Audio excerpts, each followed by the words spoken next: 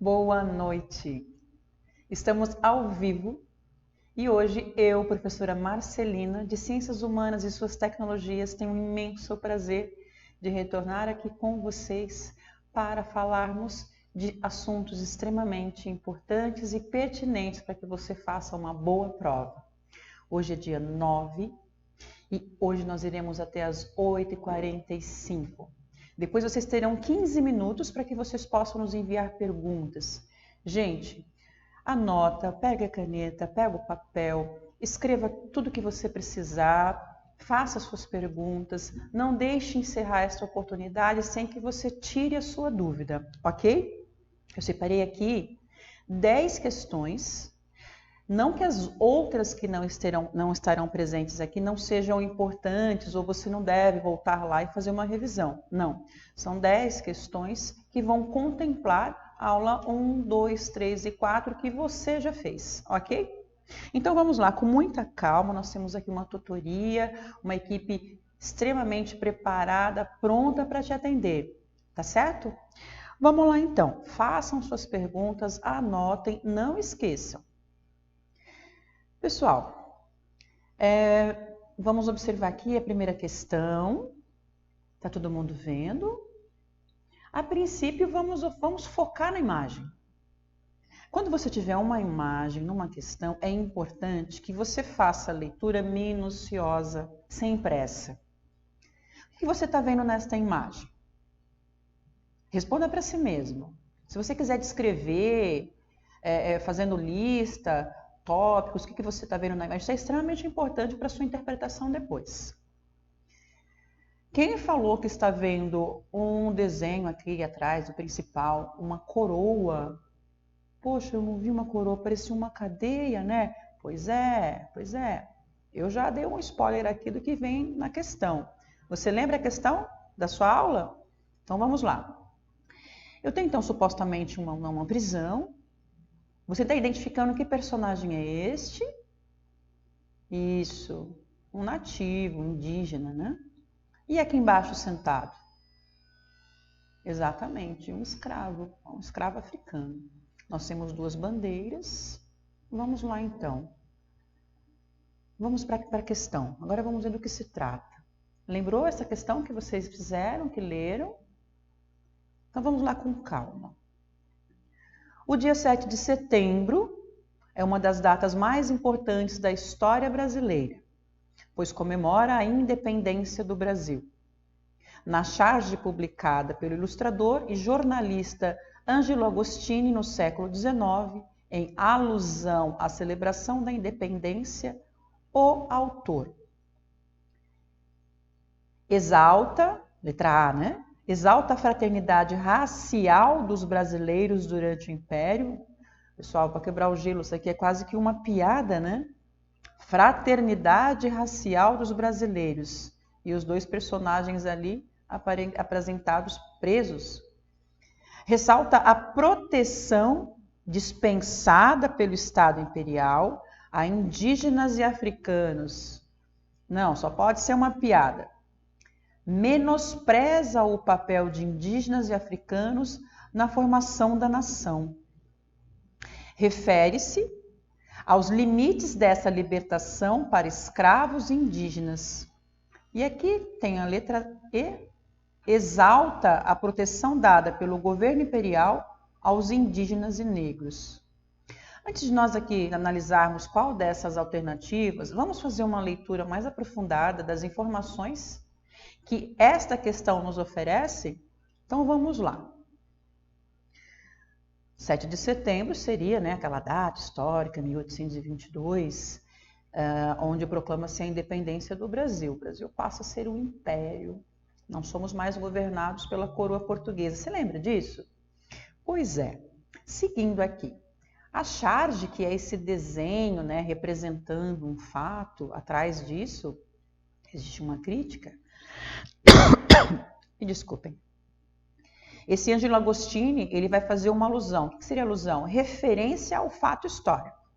Vamos de novo, então, analisar sem pressa o que ele está falando. Você pode perceber que não existe uma interrogação, não é uma pergunta. Essa questão você vai ter que assinalar ao que se refere. Que crítica é essa? Exalta a fraternidade racial dos brasileiros durante o Império? Opa, vamos entender o que é fraternidade. É um laço entre as pessoas que se reconhecem como irmãos e iguais e semelhantes. Poxa, se havia escravidão, como é que havia igualdade? Eu já elimino aqui, tá? Eu já elimino. É importante que você converse com a alternativa. Se você lembra que tinha escravidão, logo não existe fraternidade racial. Beleza, eliminei. Ressalta a proteção dispensada pelo Estado imperial a indígenas e africanos. Por qual motivo o Estado imperial, o governo, precisaria proteger indígenas e africanos? Tá de brincadeira, eles estão dizendo que essas pessoas que estão aqui atrás dessas grades estão protegidas de alguma coisa? Não, de forma alguma. Eles estão ali encarcerados. Menospreza o papel de indígenas e africanos na formação da nação. Opa! Pode ser essa. Antes de eu assinalar e definir como a minha resposta, vamos analisar as demais? Refere-se aos limites dessa libertação para escravos indígenas. Olha, bem interessante, né? E a última alternativa que nós temos aqui. Exalta a proteção dada pelo governo imperial aos indígenas e negros. Não, eles estão encarcerados ali. Eles não eram protegidos, porque como eu vou proteger alguém que eu escravizei? Vamos voltar nas duas que nós podemos analisar. Menospreza o papel de indígenas e africanos na formação da nação. Refere-se aos limites dessa libertação para escravos indígenas. A alternativa correta, o que vocês acham? Vamos ver? Alternativa correta, alternativa D. Mas por que não a C menospreza o papel de indígenas? Eu estou dizendo o seguinte, a partir do momento que eu menosprezo, significa que eu não dou valor. Se eu não dou valor, eu afirmo que existe a participação. E não existia o papel de indígenas e africanos na formação da nação brasileira de forma alguma. Agora, refere-se aos limites dessa libertação. Peraí, professora, como assim libertação?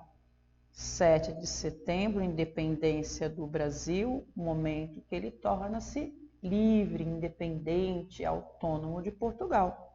E aqui está dizendo que essa libertação não se estendeu nem a escravos, nem a indígenas. Olha só, né? Tá vendo, pessoal? Para todas as questões é preciso que você contextualize com a história do país, a história do Brasil. Por isso que é importante, quando você assistir às aulas, você construir a sua autonomia de estudo, leia um pouco mais a respeito. Neste caso do conhecimento, o mais nunca é menos. Como assim? Às vezes eu exagero em algumas coisas e aquilo vai me prejudicar. Não neste caso, para você se preparar para a prova do ensejo. Ok? Entenderam? Beleza. Podemos passar para a próxima? Antes de passar para a próxima, quero aqui dizer para vocês que estão presentes, assistindo essa aula, acompanhando, aqui dedicados, debruçados, o resultado vem, ele é positivo. Quero mandar um abraço para o Adeildo. Prazer ter você aí assistindo essa aula. Faça suas anotações, mande suas perguntas, participe. Tá? Se quiser voltar aqui neste assunto, é só mandar essa pergunta para nós. A nossa tutoria vai te responder, vai enviar essa pergunta para mim, eu vou responder para você e você vai encerrar esse momento do teu estudo seguindo sem dúvida. Seguindo aqui no nossa próxima questão, é um assunto muito gostoso, né? de falar, de trabalhar. Ele vai estar sempre presente em nossa sociedade. principalmente porque nós estamos vivendo, costumo dizer que nós estamos vivendo um novo momento da globalização, que é o momento que você está mais próximo de outras culturas em sua cidade, não é só no país, né? Em sua cidade, às vezes no seu local de trabalho, você está encontrando aí outras pessoas de outras regiões bem longínquas. Da mesma forma que nós analisamos a primeira questão com muita atenção, observando a imagem, aqui nós temos uma imagem representando calendário. Olha aqui, ó.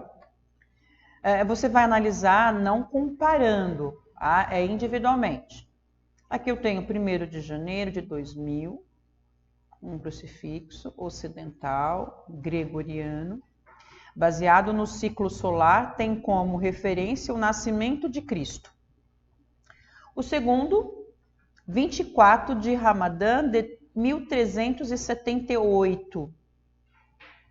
Aqui está uma bandeira, né, um símbolo do islamismo, uma estrela, a lua. Calendário islâmico. A base é a lua. Inicia-se com a fuga de Maomé de Meca em 1622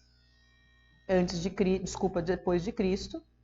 Depois, 23 de Tevet de 5760. Olha aqui, ó, não tem depois de Cristo, tá? Calendário judaico. Aqui, vamos colocar, antes de Cristo. Se você, depois eu vou voltar aqui para justificar essa data aqui, tá? Calendário lunar, parte da criação do mundo conforme a Bíblia. 7º dia do 12º mês do ano do coelho chinês. Referência lunar iniciada em 2697 a.C., ano do patriarca chinês Huangdi. Essas 3 representações aqui são os calendários e eles representam o que vai guiar esses calendários é a religião. Este calendário aqui, o primeiro, ele é o calendário cristão, que é o que nós utilizamos. Ele parte do nascimento de Cristo. No caso, se eu fosse atualizá-lo, eu ia colocar 2019. Esse calendário islâmico aqui, tá? Ele se refere, ó, 24 de Ramadã, que é o mês de agosto. O Ramadã, para o povo muçulmano ou islâmico, é o mês que eles fazem o jejum. Tá? É um mês que eles fazem o jejum, que é no mês de agosto. Esse ano de 1378, aqui a gente pode colocar mais, né, 19 anos, porque está referindo-se todos eles à mesma época. Quando Maomé, que seria o profeta, segundo a crença islâmica, escolhido por Alá para converter todos os povos ao islamismo, ele sai da cidade dele de Medina, ele foge, ele tem como um desafio ir para Meca e converter todo mundo de Meca, que eram politeístas, acreditavam em vários deuses, ao islamismo. Era um desafio inacreditável, porque você imagina um povo que acreditava em vários deuses ter que acreditar que além de existir um só Maomé escolhido. Então, quando ele foge de Meca, é lógico, né? Queriam cortar pescoços. Quando ele foge de Meca, começa o calendário muçulmano, dá-se início, né, ao calendário muçulmano e definitivamente nasce a religião. Então seria 1378 mais 19 seria o ano que os muçulmanos estão vivendo dentro da questão religiosa. Os judaicos, né, o povo judeu, a religião judaica, a contagem deles é a partir da criação do mundo. Então seria, aqui seria 5.779, porque você no ano 3.760 foi a criação do mundo de acordo com a crença judaica. Essa data aqui seria da criação do mundo mais 2019 anos depois de Cristo. A contagem do calendário é quando há a criação do mundo. E aqui o calendário chinês, referindo-se, né, ao ano do patriarca chinês. Todos eles têm como base e guia de orientação a religião. Mas assim, tá, gente? Não vá pensar que se você chegar na China, eles estão num ano diferente.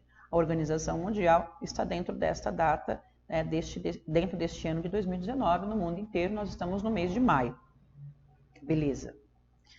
Agora vamos analisar a questão. O que ele está me propondo, o que ele vai me levar a contextualizar, que vai me questionar. Os 4 calendários apresentados acima, eu coloquei a imagem acima, mostram a variedade na contagem do tempo em diversas sociedades. Com base nas informações apresentadas, pode-se afirmar que, lembrando que nós temos o ocidental que vai nascer na Europa, o muçulmano na Ásia, o judaico também, o chinês também, e culturas completamente diferentes. Vamos lá ao questionamento. O final do milênio 1999/2000 é um fator comum às diferentes culturas e tradições. Embora o calendário cristão seja hoje adotado em âmbito internacional, cada cultura registra seus eventos marcantes em calendário próprio. O calendário cristão foi adotado universalmente porque, sendo solar, é mais preciso que os demais. A religião não foi determinante na definição dos calendários. O calendário cristão tornou-se dominante por sua antiguidade. Vamos lá. O final do milênio de 1999/2000 é um fator comum às diferentes culturas e tradições. Olha só. Pode ser, né? Eu não vou responder de cara, tá, gente? Não façam isso. Releio as alternativas, que agora você vai conversar com o que ele está te oferecendo. O que você fala assim, poxa, de cara é essa? Calma. Embora o calendário cristão seja hoje adotado em âmbito internacional, cada cultura registra seus eventos marcantes em calendário próprio. O que eu afirmei aqui em cima? Não, não pode, não dá. Não ia virar um verdadeiro caos às organizações. Eles vão usar o mesmo calendário e naquela data específica, por exemplo, 2019, se em junho determinada cultura chinesa, judaica, islâmica tem uma determinada comemoração, eles vão seguir o ano 2019 para aquela situação, para aquela celebração, para aquele ritual. Então isso aqui não. O calendário cristão foi universalmente adotado porque, sendo solar, é o mais preciso que os demais. Ele não foi adotado. Aqui nesta alternativa, ele está dizendo que foi adotado porque é solar. Essa afirmação, ela está errada. Não foi adotado porque é solar. Ele vai ser adotado por uma outra organização, por uma questão voltada à história mundial de potências que tinha como a religião predominante o catolicismo, tá certo? E por organizações internacionais entre os outros países, aquilo vai ser aceito. Não tem nada a ver com ser solar, tá bom? A religião não foi, olha, essa negativa aqui já mata a alternativa. Porque nós estamos tendo toda uma visão religiosa dos calendários, e quando a alternativa diz não foi, você já fica tranquilo, porque está negando a própria afirmação da questão. Não foi determinante na definição dos calendários, foi sim. O calendário cristão tornou-se dominante pela sua antiguidade. Gente, aí você vai falar assim, tá de brincadeira comigo. Porque o próprio calendário aqui já afirma que existem outros mais antigos. Então, isso aqui não tem absolutamente nada a ver. E aí? Matou a charada, né? Olha só, nem precisava de uma profundidade de compreensão. O fim do milênio é fim do milênio para todo mundo. De 99 aqui, né? Quem lembra disso? De 99 para 2000. Mas, é claro, né, gente? O milênio começa no ano 1. Então, o século 21 começou no 2001. Mas nessa questão, a alternativa correta é a A, porque sim, a cultura ocidental, a cultura islâmica, a cultura judaica, a cultura chinesa vai ter a virada do ano, do milênio e as datas igualmente. Beleza? Pessoal que está chegando, que está se comunicando, que está mandando a sua pergunta, que está acompanhando, que está aí comemorando os acertos, relembrando as aulas que assistiram conosco já, primeira, segunda, terceira, quarta aula. Um abraço. Elizabeth, boa noite, prazer ter você aqui. Acompanhe a nossa aula até o final e não esqueça de participar, não deixe de participar, não deixe de anotar a sua dúvida, anotar a sua pergunta. Esse é um momento extremamente importante que vai fazer a diferença na sua prova do Enseja. Você vai lembrar desses momentos, das aulas de outros professores, nessa oportunidade que só aqui você tem de rever o que você já viu, de rever o que você já estudou, tirar aquela dúvida que tinha ficado para trás. Vamos seguir, pessoal? A nossa próxima questão, vão falando aí comigo, vão se comunicando, a nossa tutoria está aí acompanhando vocês, dando esse suporte. Nossa próxima questão, história do Brasil. As ruínas do povoado de Canudos, no sertão norte da Bahia, além de significativas para a identidade cultural dessa região, são úteis às investigações sobre a Guerra de Canudos e o modo de vida dos antigos revoltosos. Essas ruínas foram reconhecidas como patrimônio cultural material pelo IPHAN, Instituto do Patrimônio Histórico e Artístico Nacional, porque reúne um conjunto de objetos arqueológicos e paisagísticos, acervos museológicos e bibliográficos, núcleos urbanos e etnográficos, práticas e representações de uma sociedade, expressões e técnicas de uma sociedade extinta. Bora lá pensar, fazer uma revisão. Se porventura não tinham visto esse assunto, agora é uma oportunidade, e tirar algumas dúvidas. Gente, direto aqui na Guerra de Canudos. Guerra de Canudos aconteceu no século XIX, na época do Brasil República, Primeira República. A Guerra de Canudos foi lamentável. O Brasil vivia já uma fase difícil. A região, todas as regiões já tinham vivenciado revoltas, reivindicando condições de vida melhores, desculpem. E Canudos vai se formar como um vilarejo, um povoado de pessoas que vão seguir um tal de Antônio Conselheiro. Esse Antônio Conselheiro era um beato, né? E por que um beato? Porque a religiosidade, né, o catolicismo extremamente forte, era a esperança do sertanejo, de quem vivia nessas regiões, em regiões, não precisava ser regiões de seca não, tá, gente? Todos os lugares onde a sociedade estava sofrendo com miséria, descaso, as pessoas viam na religiosidade um amparo, uma busca de esperança de dias melhores. E Antônio Conselheiro era um beato que fazia com que as pessoas se apoiassem nessa crença. Resumindo, muita gente passou a seguir Antônio Conselheiro. E essas pessoas acabaram formando, se estabelecendo nessa região aqui, né, do norte da Bahia, formando um povoado. E esse povoado foi se reorganizando, produzindo os seus próprios alimentos, uma vida dura, não era simples não. E foi chegando mais gente que ia fugindo das fazendas, da vida cruel, dura do sertão. Aquilo cresceu de tal maneira que os fazendeiros vizinhos começaram a achar que aquele povo era gente que ia dar problema, que ia invadir as fazendas e queria transformar a região ali num caos. Resumindo, vou lá dar um spoiler do final ali no final, tá?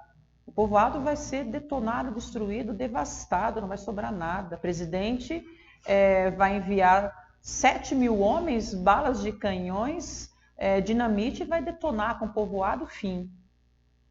Essa Guerra de Canudos, ela vai marcar a história do Brasil como uma das coisas mais cruéis, já, né, infelizmente, provocadas ali por uma população dominante, seriam os fazendeiros, os coronéis, e o início da República no país. Como era a vida dessas pessoas? Como é que elas viveram? Como elas se organizavam? As ruínas deste povoado, olha só, significativa para a identidade cultural. Quem eram essas pessoas? Como elas se organizavam? Como elas viviam? essa identidade, quem somos nós, os nossos antepassados, aqueles que se organizaram e tentaram resistir. É uma parte da história de resistência do Brasil.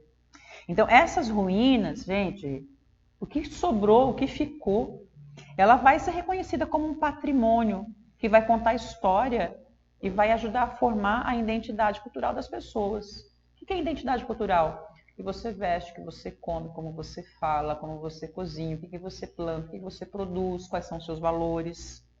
O INFAM, esse Instituto do Patrimônio Histórico, ele que tem essa competência de cuidar, valorizar, divulgar e preservar o que a história ajudou a construir, e para que não se perca com o tempo e que as pessoas tenham orgulho disso, o INFAM é o instituto, né, responsável para que cuide disso em todo o nosso país. A pergunta vai lá. Essas ruínas foram reconhecidas como patrimônio, eles reconheceram como um patrimônio porque reúne um conjunto de objetos arqueológicos paisagísticos, acervos museológicos e bibliográficos, núcleos urbanos e etnográficos, práticas e representações de uma sociedade, expressões e técnicas de uma sociedade extinta. Bom, gente, tanto faz você começar a eliminar de cima para baixo, de baixo para cima. Vou começar aqui, ó. Uma sociedade extinta. A sociedade não foi extinta, tá? Um vilarejo todo foi destruído, mas as pessoas que viviam naquela região, elas permaneceu a memória da história. E apesar desse vilarejo ter sido completamente destruído, teve sim um número, né, mínimo de sobreviventes. Mas não foi a sociedade extinta. Expressões técnicas, não. Porque eu estou falando de ruínas, tá? Práticas e representações de uma sociedade. Vamos aqui, né, pensar nessa questão depois. Núcleos urbanos, etnográficos. O que seria etnográficos? Etnográficos seriam os grupos representados por negros, índios, brancos. Ali eu tinha aqui sim, tá? Eu tinha em Canudos sertanejos, eu tinha escravos não, fugitivos de senzalas, já tinha assim libertos, eu tinha os pobres, os brancos pobres. Vamos pensar aqui também. Acervo museológico, bibliográfico está relacionado a literaturas, livros. Não pode ser isso aqui, elimino. É ruína. Objetos arqueológicos e paisagísticos, objetos. Pode ser que nessas ruínas ainda haja objetos arqueológicos e essas ruínas seja realmente uma paisagem. Vamos começar a eliminar? Então, eu eliminei a B, eu eliminei a E. Vamos ver. Práticas e representações. Práticas e representações de uma sociedade. Não porque eu estou me referindo a ruínas. As ruínas seriam restos, vestígios arquitetônicos, prédios. Não, então não vai ser. Núcleos urbanos. O que seria urbano, gente? Cidade, relacionada à formação de cidades, ok? O que vai sobrar para mim, gente? Objetos arqueológicos, arqueologia.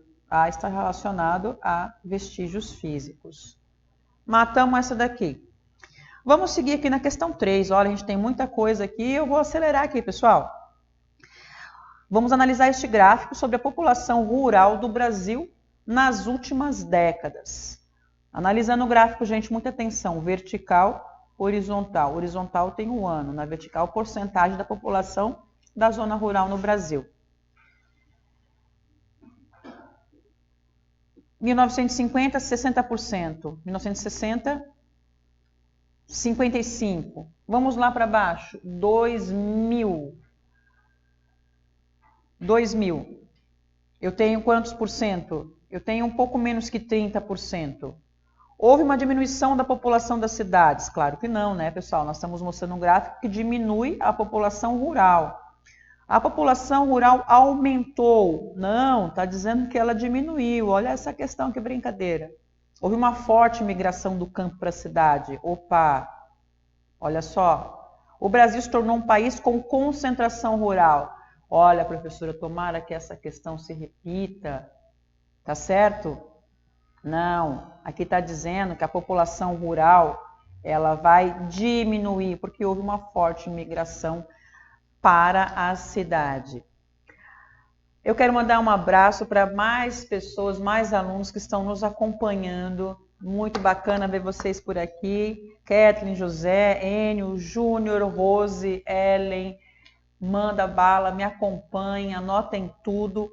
Daqui a pouco vocês vão poder mandar suas perguntas e renovar a sua energia aí, se preparando para a prova que logo, logo está batendo na sua porta. Gente, um outro assunto, manda aqui para a questão, tutoria. Ruth, manda essa questão para nós aqui. Gente, um assunto extremamente pertinente, muito importante. Falando sobre divisão de poderes no Brasil. Olha só, tão presente no nosso dia a dia, esses poderes, a gente está sempre ouvindo falar notícias a respeito deles na televisão. Nós fazemos parte disso e fortalecemos a existência dos três poderes. Por quê? Porque nós votamos e vivemos numa república democrática.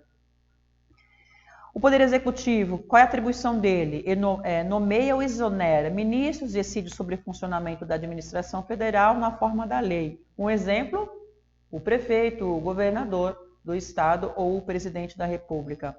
O Judiciário zela pela aplicação da Constituição Federal e julga leis e atos estaduais ou federais. São os juízes, os magistrados. E o Legislativo, por sua vez, fiscaliza atos do Poder Executivo, vota leis ou emendas sobre assuntos como arrecadação e orçamento federal. Vereadores, deputados federais, estaduais, senadores. Vamos lá, gente. As atribuições apresentadas competem, respectivamente, aos seguintes. Professora, você deu spoiler. Pois é.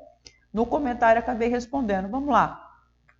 Rapidinho essa daqui, ó. Já mataram a charada, né? O Executivo é representado pelo Presidente da República, Judiciário, Juiz do Supremo Tribunal Federal e Deputado. Já vou dizer essa que está certo, porque no início, no comentário, já respondi para você.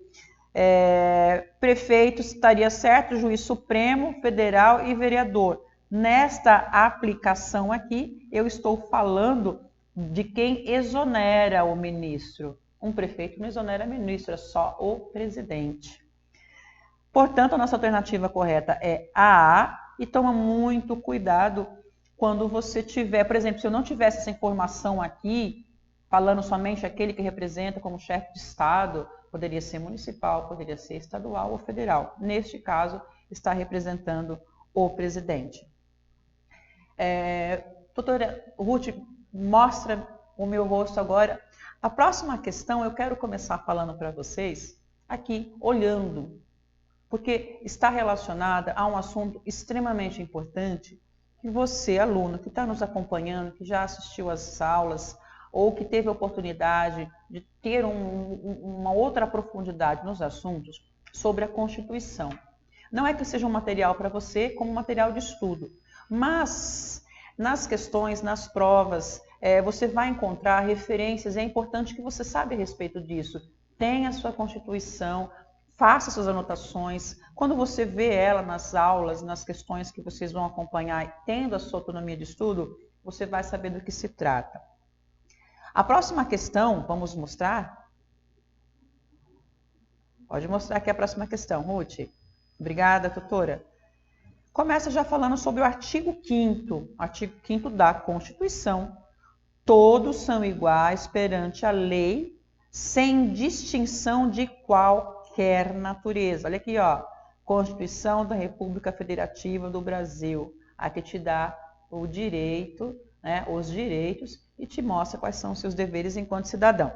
Com base no artigo 5º da Constituição permitida a perseguição aos homossexuais, permitida a perseguição religiosa, proibida a discriminação racial, proibida a eleição de mulheres para cargos executivos. Opa! Está falando distinção, dizendo pessoas, né, dizendo que não pode haver diferenças entre qualquer natureza. Tá, mas eu fiquei confuso porque está falando tem dois. Aqui nós já vamos eliminar, tá? Não permite, não permite nada disso. Já elimina as duas seguidas. Mas aqui fala que proíbe. A Constituição vai proibir a eleição de mulheres? Não. Todos são iguais perante a lei, sem distinção de qualquer natureza. Olha só, essa questão, ela aparenta ser extremamente fácil e simples, mas se você não tomar cuidado, você pode perder a prof fez uma grande confusão aqui. Esta daqui que fala proibida a eleição de mulheres, não aponta como diferença. É a alternativa C, ó, discriminação racial que vai diferenciar pessoas de qualquer natureza, beleza? Exatamente o que eu ia falar para vocês. Cuida na interpretação das palavras-chave do seu enunciado, ok? Pessoal, logo, logo vocês vão poder mandar suas perguntas, participar dessa aula ao vivo, tirar suas dúvidas, afirmar ali o que você acabou de tirar já uma dúvida que você tinha, que você acabou de ver essa aula, de ver essa questão. Beleza? Pode colocar aqui nessa questão. Olha só, a questão começa com texto 1 e 2. Tá, professora, mas o texto 1 é só uma imagem? Sim, essa imagem também se comunica com você. Ela também pode ser chamada de texto. O que eu tenho aqui, né? Eu tenho a figura de uma mulher, figura de um homem, puxando aqui um ser, né? Que tem corpo de pessoa, cabeça de um animal. Está escrito aqui, ó, eleitor. Vocês estão conseguindo enxergar o que está escrito aqui? Que seria candidato, tá?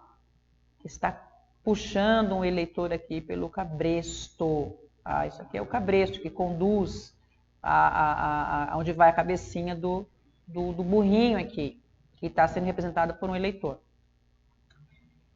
E essa mulher aqui, essa figura feminina, representa a justiça eleitoral. Agora vamos ao texto. Durante a chamada República Velha, entre 1889 e 1930, as eleições, apesar de diretas, periódicas, serviam tão só para legitimar o controle do governo pelas elites políticas estaduais através do poder dos coronéis. As fraudes ocorriam em todas as fases do processo eleitoral. Estão vendo direitinho, acompanhando? Onde aconteciam as fraudes? No alistamento das pessoas, na hora do voto, na hora da contagem dos votos, reconhecimento dos eleitos, de forma institucionalizada e estatizada. O que é institucionalizada? As instituições, os grupos, todos eles praticavam a fraude. Todos, desde do fazendeiro ao presidente, ao candidato à presidência. Essa época aqui, ó, é aquela que me referi numa das questões anteriores sobre Guerra de Canudos. Estatizada está dizendo que o Estado, o governo, como se administrava o país, conduzia desta forma. Era uma prática, tá, no país, aceita e defendida. No período a que a imagem e o texto se referem, o processo eleitoral limitava o quê? A força da elite? Renda do eleitor? Liberdade de escolha? Jurisdição do governo? Tenho certeza que você já matou a charada. Lembra que eu falei para vocês? Leitura de imagem, significado de cada informação que tem nessa imagem vai te ajudar em todo o processo. Acertou quem? Liberdade de escolha. Olha o eleitor sendo conduzido como uma mula, não porque ele era considerado burro, ignorante, desinformado, mas porque ele era conduzido como um animal. Literalmente, gente. Era um processo eleitoral extremamente violento.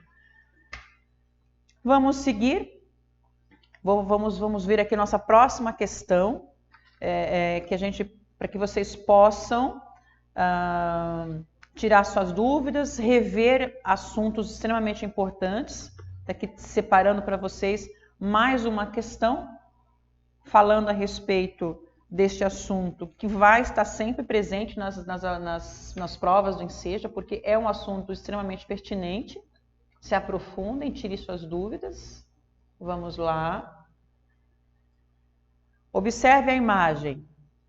Estou sim insistindo em imagens, tá, pessoal? A imagem traz muita informação e é preciso que você seja bem preparado para quando você se deparar com uma charge, com uma figura, com um desenho, seja lá qual que for, você consiga extrair as informações importantes para que você consiga ali, na hora de responder com segurança. O que nós temos aqui novamente. Bem focalizado, tá certo? Vamos lá. Nós temos aqui um personagemzinho aqui na porta espiando. Ele tem uma cara de vampiro. Aqui dentro, né, tem mais algumas cabecinhas. Ele entra a porta e o dedinho dele meio que está dizendo não, né? E aqui um personagem meio com cara de decepcionado, que ele não vai conseguir entrar aqui para dentro. Enquanto o capital se internacionaliza, 3 pontinhos. O capital aqui seria o dinheiro. Essa aqui é uma charge de Luiz Fernando Veríssimo. Vamos ver. Considerando as características do processo de globalização, escolha a alternativa que melhor complementa a frase que explica a figura. Então vamos lá. Enquanto o capital se internacionaliza, ou seja, enquanto o dinheiro fica lá do lado de fora, aumenta o número de empregos. Alguns países se fecham para os imigrantes. Diminui a distância entre ricos e pobres. Os países que mais exportam são os mais pobres. Vamos lá, cuidado, porque às vezes parece ser fácil demais e você acaba, né, perdendo uma questão por a pressa ali na hora de responder. Então vamos lá, gente. Nós estamos vendo que esse personagem aqui está negando a entrada. Não é? Entrada. O dedinho não vai entrar. Enquanto o dinheiro, né, enquanto o capital se fortalece do lado de fora, no caso internacionaliza, internacional, vai aumentar o número de empregos? Não. Senão ele não estava querendo entrar aqui dentro. O entrar aqui dentro seria, tá, gente, em outro país. Não, não pode ser. Alguns países se fecham para os imigrantes. Outra coisa importante, gente, é a contextualização. O que está acontecendo no mundo? Traz as informações das suas leituras, dos telejornais que vocês assistem, das coisas que vocês leem. Diminui a distância entre ricos e pobres. Poxa vida, que bom seria. Não, aumenta, aumenta. Os países que mais exportam são os mais pobres. Se eu estou falando enquanto o capital se internacionaliza, eu estou me referindo a uma pessoa tentando entrar, o processo de globalização. O que seria esse processo de globalização? Características do processo de globalização. Eu estou falando da presença de vários países em todos os lugares e os países que mais conseguem, né, exportar. O que é exportar? Os países que mais exportam. O que é exportar? Compram, não? São os mais pobres. Eu acho que não vão conseguir, né, gente? Quanto mais pobre, mais compra. Alguns países se fecham. Não, esses países aqui, eles acabam vendendo produtos mais baratos. Para fechar, vamos assinalar que é a questão B. Alguns países se fecham para imigrantes, porque o desemprego vai acabar aumentando no seu país e ele vai tentar migrar para outro para ter melhores condições de vida, que é o que a globalização está ali, né, trazendo desejo a todos nós. Pessoal, o nosso tempinho aqui com as questões, ele acaba, tá? Ele se encerra agora às 20h45 e este momento é seu para você mandar suas perguntas. Eu vou aqui, conforme eu vou recebendo, eu vou lendo perguntas relacionadas ao tema. Já gostei aqui de ver Cleiton, Boa noite, Cleiton. Prazer ter você aqui. Vou responder aqui a sua pergunta. Professora, voto de cabresto é sufrágio universal?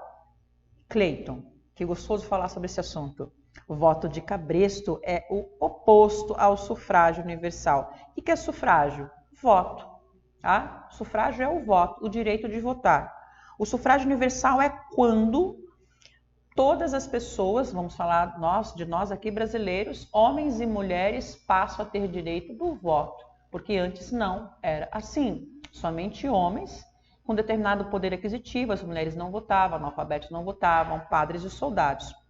O sufrágio universal é quando todos os brasileiros passam a ter direitos iguais de voto. E o voto de cabresto é o voto onde a pessoa é conduzida para votar num candidato escolhido por determinada pessoa. Cleiton, sala 8, né, Cleiton? Vamos ali, vai que tenha outro Cleiton. É o Cleiton da sala 8. Jennifer, da sala 23. Um assunto, gente, muito importante. Muito bom, Jennifer, você ter mandado esta pergunta. Professor, explica melhor sobre o êxodo rural. Ok. O que é o êxodo rural? Êxodo é a movimentação, a passagem, saída de um lugar para o outro. O êxodo rural é quando, especificamente, as pessoas saem da zona rural, elas saem do campo, elas vão morar nas cidades. Não importa se são grandes ou não, as pessoas deixam as atividades do campo, da agricultura ou pecuária, qualquer outra atividade, mas elas saem, né, das cidades consideradas rurais e elas vão morar em cidades maiores. Nós podemos chamar isso tanto de êxodo rural. Por que especificamente êxodo rural? Porque é do campo para a cidade, do rural para o urbano. Mas também chamamos de migrações, tá certo? Migrações, que é essa movimentação. Você pode sair do campo, morar na cidade e se chamar de migrante. E ter praticado essa movimentação do êxodo, ok? Respondi sua pergunta, Jennifer? Beleza. A Giane também está aqui participando, mandou uma pergunta. Nós somos considerados país pobre ou rico?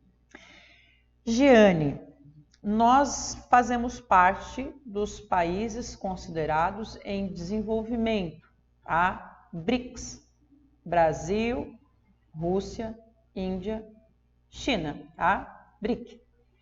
Nós estamos num processo de mudanças e transformações, isso, né, em todo o cenário mundial. Mas a sua resposta, somos considerados pobre ou rico? Nem pobre, nem rico, tá? Nós estamos em crescimento, em desenvolvimento potencialmente. Depende do que você vai usar para fazer essa medida.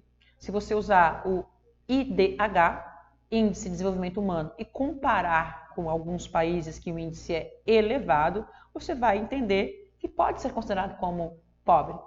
Agora, se eu for comparar PIB, Produto Interno Bruto, tudo que se produz no país, e fazer uma comparação com alguns outros países, você é considerado como um país rico, um dos maiores produtores de grãos, grande exportador de carne, e assim por diante, tá? Então, depende, tá, Giane? É comparado a algum outro país ou de uma forma geral? Se for de uma forma geral, nem pobre, nem rico. Nós estamos em processo de desenvolvimento e de crescimento, ok? Espero ter respondido a sua pergunta, tirado a sua dúvida. Pessoal, agora nós temos, né? Enquanto não chegam mais questões, tem mais algumas perguntinhas aqui que acho que dá tempo de comentar, responder, reler, interpretar. Continuo aqui aguardando se chegar mais alguma coisinha para a gente responder. Temos alguns minutinhos. Prazer imenso estar aqui com vocês. Vamos lá. Ó, bacana aqui, o Giane, essa questão aqui vai te ajudar. Uma característica do mundo atual é a formação de blocos com o objetivo de integração. Por exemplo, a União Europeia, a NAFTA, integrando Estados Unidos, Canadá e México, e o Mercosul, envolvendo Brasil, Argentina, Uruguai e Paraguai. A principal característica da formação dos blocos citados, destes, né, da União Europeia, NAFTA e Mercosul, é de que natureza? Religiosa, política, econômica, geográfica? Veja bem, vamos por eliminação. Primeiro assim, eu posso já dar a explicação e matar a questão, tá? Os blocos que se formam têm um objetivo de integração econômica, ok? Eu acho que já dei a resposta. Mas se porventura você não conseguir lembrar desta informação, vai por eliminação. Imagine se esses países vão fazer integração por questões religiosas. Você acha que é possível? Para isso, o Estado não pode ser laico. Ele tem que ter uma religião como a religião dominante. E para ter uma integração, todos os países da União Europeia deveriam ter determinada religião, já não vai funcionar, porque isso não acontece. Ok? Então você elimina, não é por religião. Política, não, também não dá, porque nós temos liberdade política, ideológica, nós temos vários partidos, não tem como, não existe isso, integração política. Geográfica é dizer que deixa de existir fronteiras entre Estados Unidos, Canadá e México. Poxa vida, não, né, gente? Imagina, Estados Unidos construindo um muro para impedir imigração, não pode ser geográfica. Matei a questão. Econômica. Beleza? Turma, uma dica. Tá? É imprescindível que você dedique tempo para o teu sucesso. E dedicar tempo para o seu sucesso é você sentar, escolher temas, pode ser específicos, da própria área das ciências humanas ou outras, e ler a respeito, tá? Invista nisso. Você vai mandar super bem em todos os assuntos. E esses assuntos, pessoal, são assuntos que vai estar sempre na atualidade, passando no jornal, nas suas redes sociais, se você ouve rádio, no carro. Gente, dedique seu tempo para que você consiga, numa questão como essa, matar só pela sua informação, pela sua dedicação. Nós temos mais tempo sim, para responder mais uma questão, enriquecer ali os seus estudos, aprofundar no que vocês já viram. Eu tenho aqui, olha só, separei mais uma questão para vocês.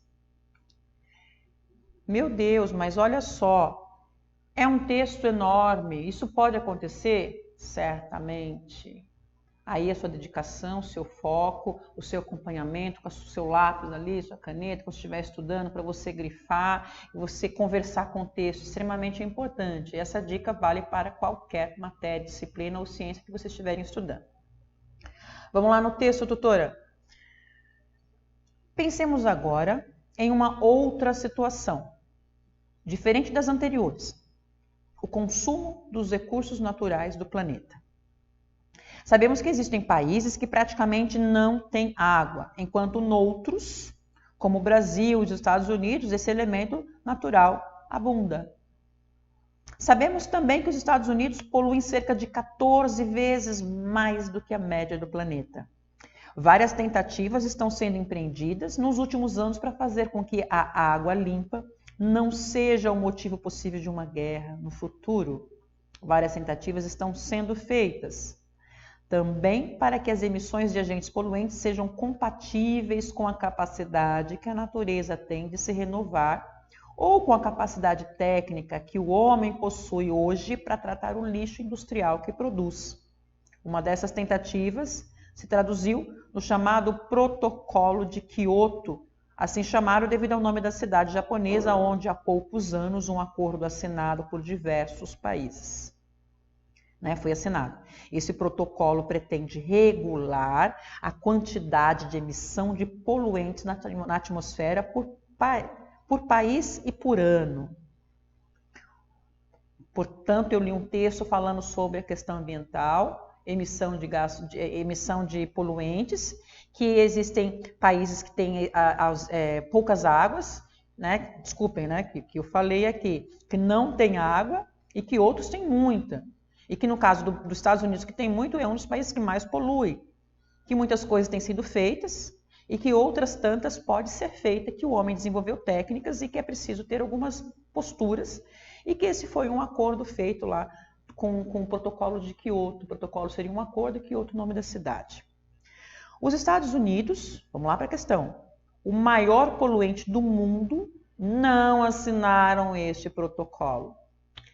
Disso depreendemos que, ou seja, disso compreendemos que, né? Chegamos à conclusão que só nos resta esperar pela aproximação de uma catástrofe ecológica mundial. Poxa vida! Podemos acreditar que a natureza é inesgotável na sua capacidade de renovação. É possível esperar que o homem crie novas fontes de energia e novas formas de explorar o meio ambiente. A solução mais viável, já antecipada pelos norte-americanos, é a conquista e colonização do espaço sideral. Gente, eu ri aqui.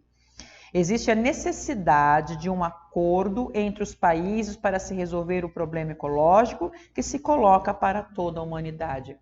Eu tenho certeza que você já matou essa questão, a assinalou pela sua leitura atenciosa, pela sua pontuação de informações. Presta atenção quando o texto te afirma algo, tá? Foca ali, porque ele está te dando a resposta. Poxa vida, né, gente? Esperar por uma catástrofe? Não, de forma nenhuma. Ninguém vai cruzar os braços diante de nada. A natureza é inesgotável? Olha, infelizmente, não. Infelizmente também não, né? As pessoas têm que mudar a postura, não esperar que a natureza que faça tudo sozinha. Esperar, não. Não tem que esperar nada, que o homem crie novas. Poxa, e se o homem não conseguir criar novas? Também não dá. A solução mais viável, olha gente, eu vou rir de novo, tá? É fazer o que os norte-americanos fizeram, conquistar o espaço sideral, a única saída é tentar sair do planeta. Se for, estamos perdidos. Olha que nós temos aqui essa questão afirmando que o texto nos deu. Existe a necessidade de um acordo. Os países precisam entrar em acordo para que o problema ecológico se coloque, se resolva e que toda a humanidade colabore com isso. Beleza? Vamos ver. Cleiton da sala 3, na questão que a professora falou sobre Estados Unidos, México e Canadá, por que não pode ser geográfica? Não entendi. Cleiton, você vai matar aqui a charada rapidinho. Se fosse uma integração geográfica, eu estaria afirmando que não existiria mais fronteira, existia uma livre passagem, tá? Geográfica, eu estou falando de espaço. Eu estou dizendo que se eu faço um bloco, que eu vou me integrar aos países e a uma integração geográfica, eu quase estou dizendo que vamos virar uma coisa só.